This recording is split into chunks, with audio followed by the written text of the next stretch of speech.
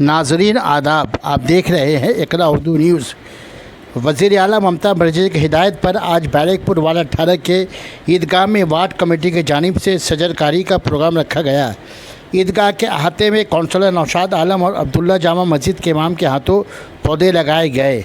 आइए इस मौके पर क्या कह रहे हैं कौंसलर नौशाद आलम, सुनते हैं।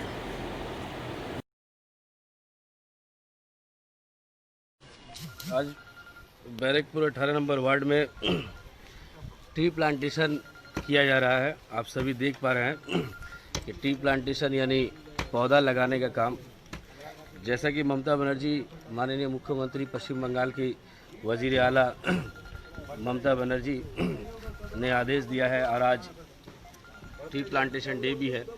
हम सभी जान रहे हैं कि पौधा लगाने से, पेड़ लगाने से इन्वायरमेंट किस तरीके से साफ शफाफ रहता है और पेड़ से हम लोगों को खालिश जो है ऑक्सीजन भी मिलता है।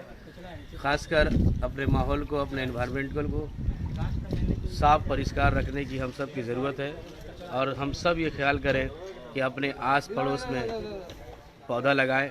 आप सभी जान रहे हैं कि अभी कुछ दिन पहले ही ये तूफ़ान आने से न जाने कितने लाखों पेड़ जो है गिर गए और इसी पेड़ को गिरने की सबब हम सभी को ये कोशिश करना चाहिए कि हम लोग पेड़ लगाएं, माहौल को साफ़ रखें और अपने अपने घरों में भी पौधे लगाएं ताकि हमें साफ़ सुथरा इन्वायरमेंटल मिले, साफ़ सुथरा ऑक्सीजन मिले।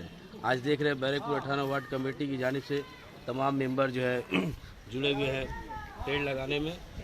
साथ ही हमारे बीच अब्दुल्ला जामा मस्जिद के इमाम साहब भी हाजिर हैं, वो भी पेड़ लगा रहे हैं अपने हाथों से ताकि इलाका और माहौल जो है साफ़ सुथरा ऑक्सीजन और साफ़ सुथरा जो है इन्वायरमेंटल से गुजरे, ताकि हमारे जो नन्हे नन्हे बच्चे हैं, ज़ईफ़ बुज़ुर्ग जो है, इन सभी को इस पेड़ के ज़रिया ऑक्सीजन प्योर मिले।